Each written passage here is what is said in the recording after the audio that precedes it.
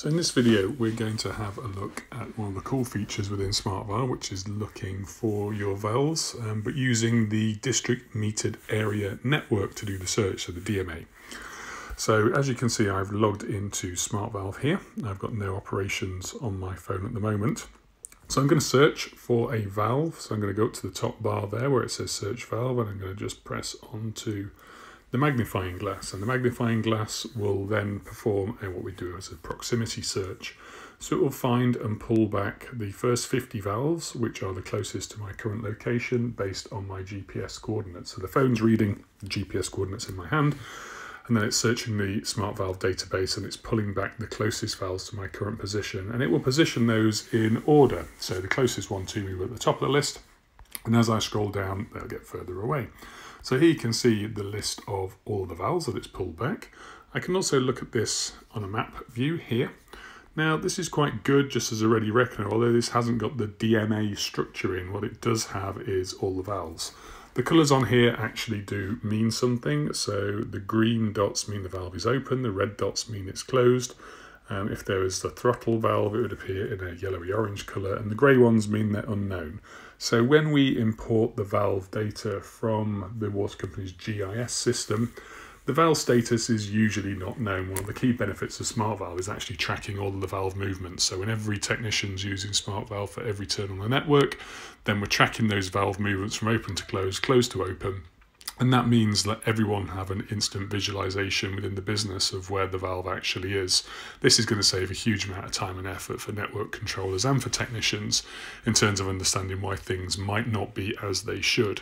So huge benefits there, and this can all be seen on the app. So if I just click back to the list view by hitting the icon at the top there on the right, I'm just going to have a scroll down and have a look at one of these valves where the status isn't set. So I'm going to look at this one ending in 047. I click on view. And here you can see it gives you the standard card telling you what's going on that particular valve. So if I scroll down to the map down the bottom and click on that, what Dan will then do is actually will tell you about that particular valve. So here's the valve that I'm looking at. Here's the DMA structure, as you can see, with the boundary of all that DMA and where it goes. And you can see all the status of the valves in there, mostly unknown, but some greens and a couple of reds in there. So I can scroll in and have a look at the valve. So I think the one I was viewing was this one. So I'm currently viewing that valve, which is currently closed. But you can look at any other valve here. So if I'm currently stood at this valve, I think, well, actually I need to go and operate this one. I can set an operation directly up from the app at this point. So I just go and view that valve. I could add an operation, turn to open. It's done. It's really quick. It's really easy. I'll just delete that one off for the time being. So just delete that operation down, and it's gone, and go back to my list view. So quite quickly and easily, it's great to see these valves, and as they are, and like I say, you can just choose any of these valves, view the valve, add an operation, do an open turn on this one, go back, and then I thought, well, actually, I need to not just close that one, but I need to close this one as well. Do an open operation on that one, and so on. So you can go up building your job lists on SmartValve.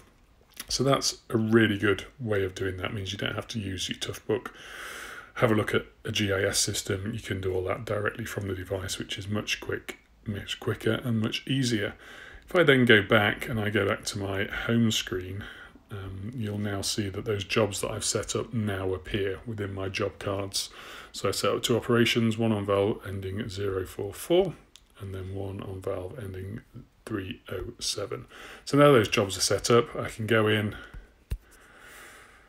undertake those operations as you would normally do within SmartValve, and there's obviously videos online about how to do those and how to follow through the operational steps.